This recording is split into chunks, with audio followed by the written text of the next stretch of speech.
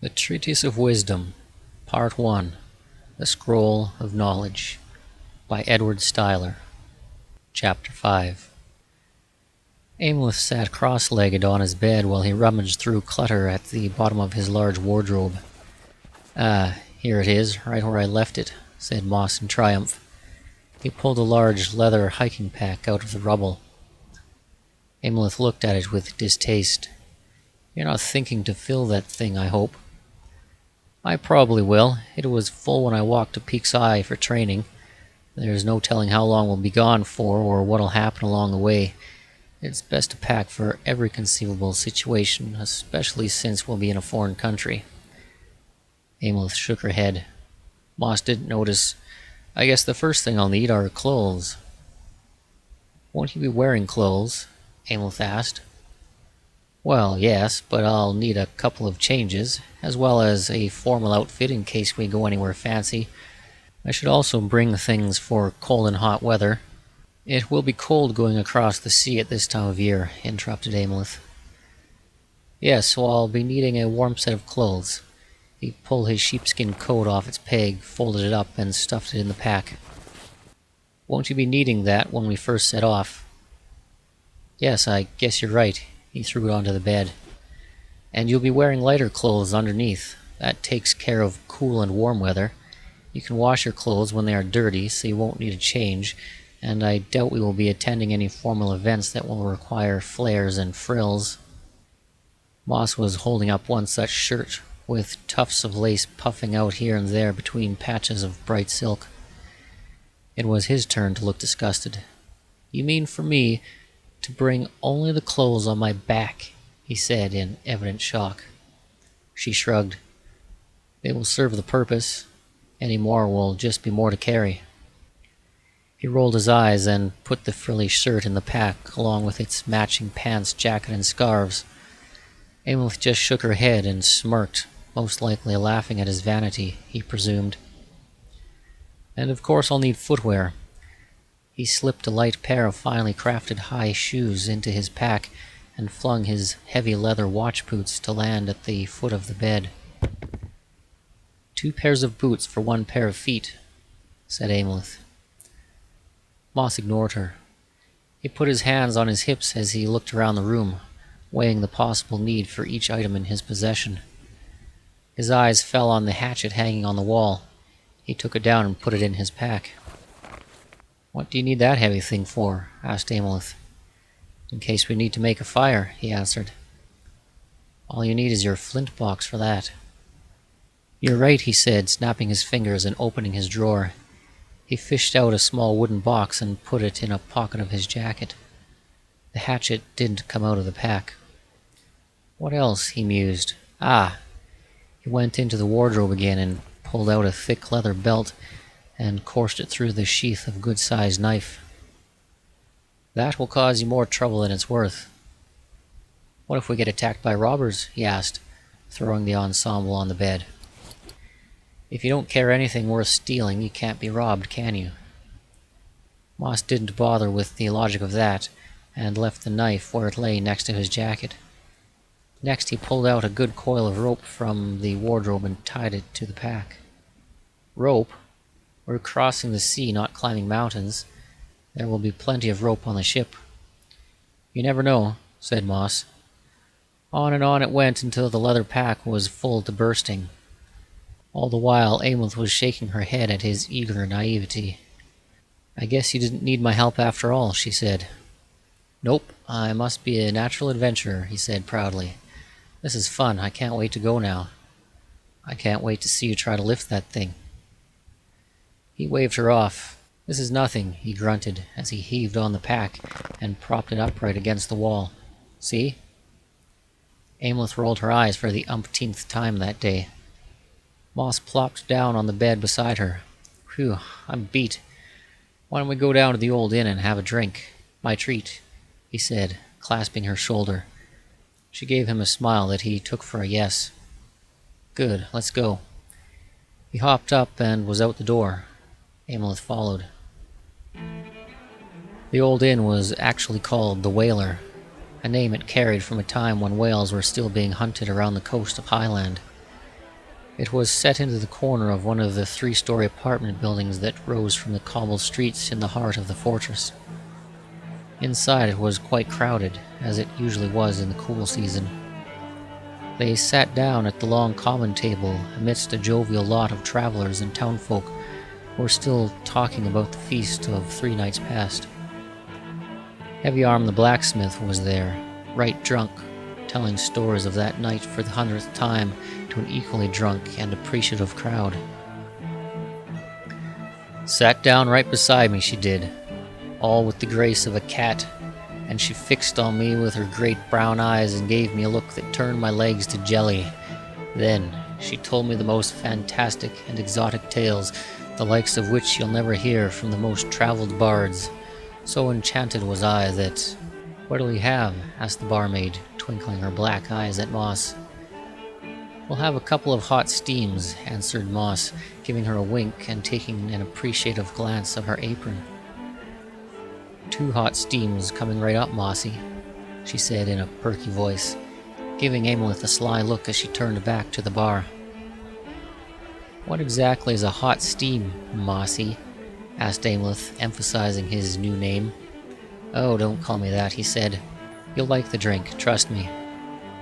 Amleth gave him a frown.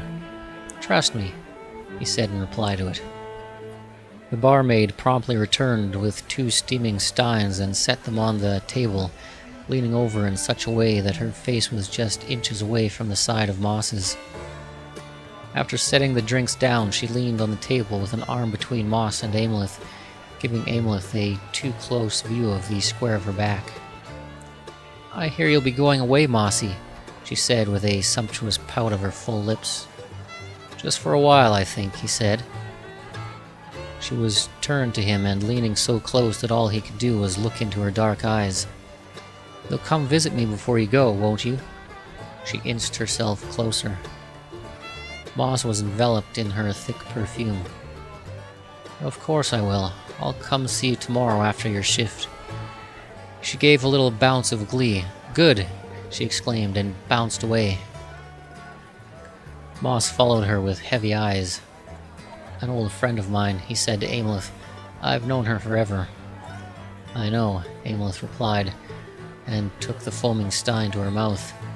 The pale drink smelled of vanilla and rum. She took a sip. The hot liquid was creamy and spicy and sweet. It warmed her immediately. Moss took a long, slow pull of his, savoring the smooth flow over his tongue. He glanced at Amleth. She seemed so out of place, so reserved amongst the intensely social crowd.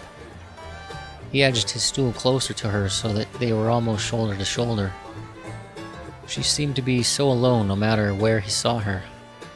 It seemed to be the way she liked things, so he never mentioned it to her. But a part of him was slightly melancholy for her sake. "You know, I was thinking that I'm glad I'm not going to Cavrock alone," he said, "and I'm glad to be taking a trip. I don't get far from this place with my watch duty keeping me here all the time." Amleth gave him a sad smile. "It's not that bad," he responded. "This place is all I want." As their drinks got low, Moss ordered 2 more. The hot steams were strong, though did not taste it, and both of them were beginning to loosen up. Moss and his barmaid gave each other more looks, and he felt the vigor of the autumn in his veins. He looked over at Amleth and watched her lick the drink's froth from her upper lip. Her mouth was absolutely beautiful from the side. The wet pink of her tongue, the downward slope of the fleshy bud of her lower lip, he appreciated them heavily. She noticed him and looked over. Her eyes slowly fell to his own lips. And what was that look? The way her eyes fell down, and the way her face relaxed. She was beautiful in some strange way. He wanted to touch her face. He imagined it would be as soft as her look. His eyes wavered, and he turned back to his drink. She was so distant and mysterious. She didn't seem to be enjoying herself. She couldn't possibly find him, an untraveled watchman, interesting. She seemed to repel everyone away from her. Did she even want his company?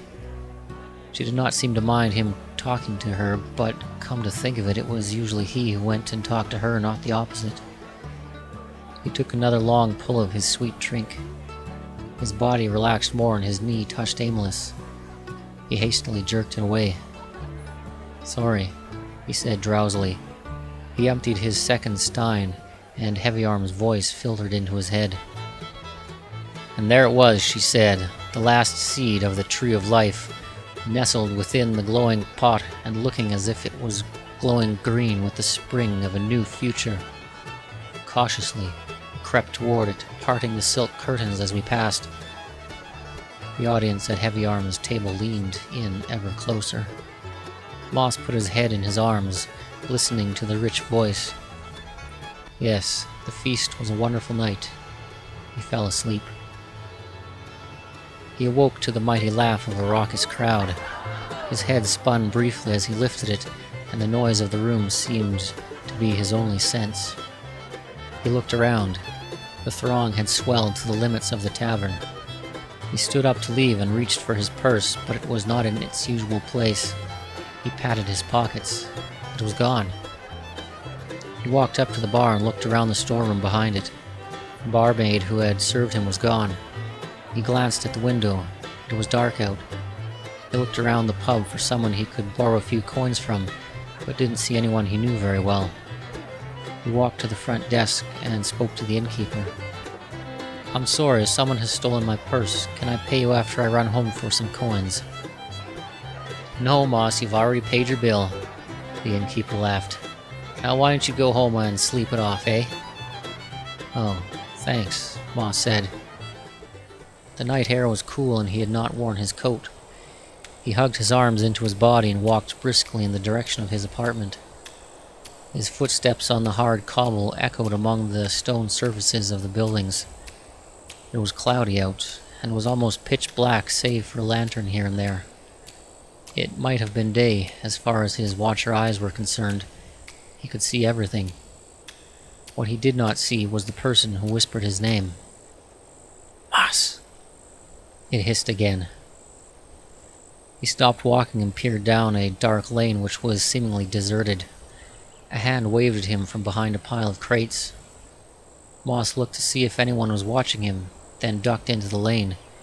It was not the most intelligent thing to do, but his mind was at its clearest. The hand reached out and pulled him behind the crates. He looked up at the face belonging to the hand and was startled by it. As he opened his mouth to speak, the hand quickly went over it. It was Fast Hand, Chancellor of Defense, the boss of his boss's boss. "Don't say my name and forget you even saw me," whispered Fast Hand, withdrawing his hand.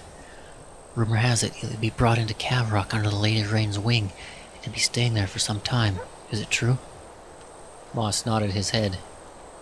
"Good. I want you to observe the nature of the city's defenses and the behavior of its army. Make a note of everything you see, no matter how trivial, but commit it to memory. Don't write anything down. Chancellor Feather will be in Cavrock briefly in 42 days. Meet him at the Island Gallery at noon in 45 days. You will tell him everything you have learned at that time, and you will follow any instructions he may give you then. Do you remember all that I have said?" Moss recited the instructions. "Good. This is a mission for a Watcher of the Tower's Eye, and you are sworn to secrecy of the highest level. Do you honor the oath you swore on the day of your joining?" "I do." In whispering his reaffirmation in that lonely lane, at that dark hour, before the sole ear of his city's highest guardian, the oath revealed its true gravity. "Then good luck. Don't get caught acting suspicious. This matter is very serious. Observe from a distance. Then, only from the corner of your eye. Understand?" "Yes." "Good. Farewell." Fast Hand quietly strode deeper down the back lane and rounded a corner out of sight. Moss waited a few minutes and departed the way he came in, drunkenly tugging his pants up so as to avert any suspicion of his purpose in the alley that night. Upon exiting the lane, he glanced around with his eyes periphery, and seeing no one, made his way home. On the roof of the apartments, above the third floor, A lithe figure lay perfectly still, unseen by all save the night's Valantian fauna. The next evening Moss found himself humming softly as he walked to the old inn with his jacket tucked under his arm. As he rounded the corner, he saw the person he was looking for just exiting the pub. "Mossy, you came." "Hi, Shell. Good timing," Moss said, putting on a charming smile. He swaggered up to her and put his coat over her light dress. She twinkled her eyes up at him. "Come over to my place so we can have one more talk before you go." Moss just smiled, and they began walking. Her apartment was a cozy little place. Its lounge was plush and enveloping. A thick rug was strewn with pillows, and a sofa set sat adjacent, a chaise longue. "Have a seat. I'm going to get out of this painful dress." She flopped his coat over the back of the sofa as she bounced into another room. Moss took off his boots at the door and walked over the soft rug to the sofa. It was deep and supple, and he relaxed instantly. Before long, Shell came gliding into the room carrying a cup in each hand.